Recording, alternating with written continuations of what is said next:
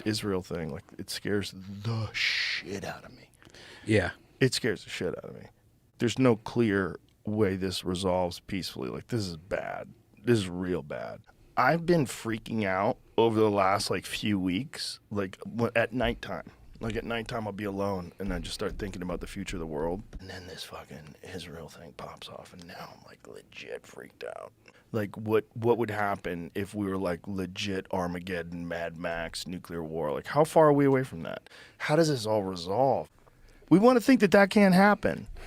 But 100% that can happen. And when I'm alone at night, and I start, like, legit freaking out, and it could just give me anxiety before I go to sleep. I'd just be laying there going, fuck. Like, It's like end of the world shit, like live off the grid. And yeah.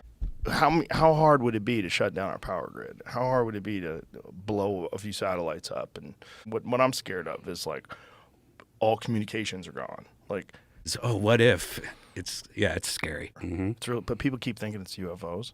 Oh, yeah. Like I was telling you the other day, I'm sitting at home, like, wondering about the fate of the world. Are we literally going to be in a fucking mad? Because you don't think anything's going to go bad until it goes bad. It's just fucking normal America, yay.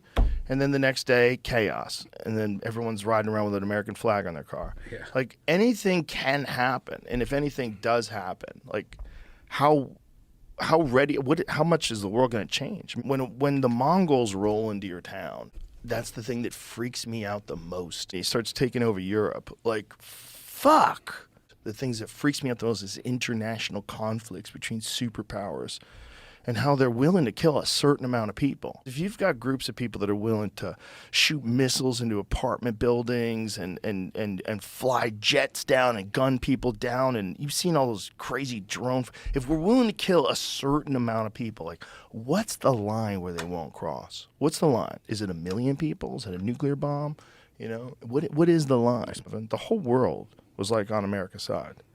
And how much we fuck that up. What other countries get involved, and fuck, man. It just really puts into perspective that there's some shit going on that you're not thinking about because it's not in your life. Our world is telling jokes. Our world is hanging out with our friends and doing shows.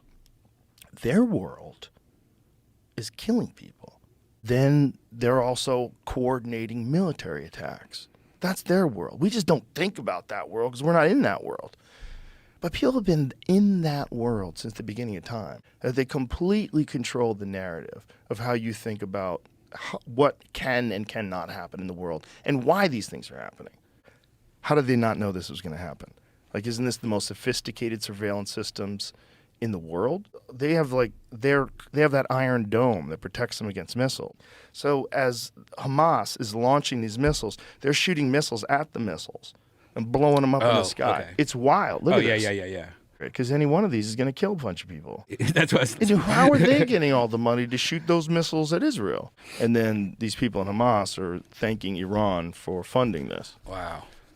But it's what's real? Yeah. What's real? That sounds how much of this is real?